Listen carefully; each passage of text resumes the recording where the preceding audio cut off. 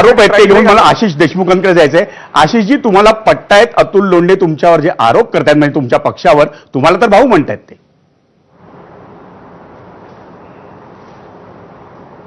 आणि बघा, विधानसभेच्या निवडणुकीमध्ये महाराष्ट्राने जो कौल दिला, त्यानंतर झालेल्या प्रत्येकच महानगरपालिकेमध्ये जो कौल आला, नगर परिषदा नगरपालिकांमध्ये जो कौल आला, तो नक्कीच विकासाला साथ देत सन्मान्य देवेंद्रजी फडणवीस यांच्या नेतृत्वावर विश्वास ठेवून महाराष्ट्राच्या जनतेने महायुतीला साथ दिलेली आपण पाहिली आहे. ह्याही निवडणुकीमध्ये 17 आणि 1 नागपूरची पोटनिवडणूक अशा 18 पैकी जवळपास 17 ही जागा ह्या जर महायुतीच्या येत असतील आणि यानंतरही काँग्रेस त्याच्यातून काही बोध घेणार नसेल, काही सुधारणार नसेल, आपसातले मतभेद, गटबाजी, रडरलेस काम जर विरोधी पक्ष करणार असेल तर वारंवार त्यांना असाच पराभव हा स्वीकारावा लागणार आहे. नक्कीच ह्या सर्व संदर्भामध्ये जनता ही भाजपा आणि महायुतीच्या सोबत राहिलेली आजच्या निकालामध्ये स्पष्टपणे दिसत आहे.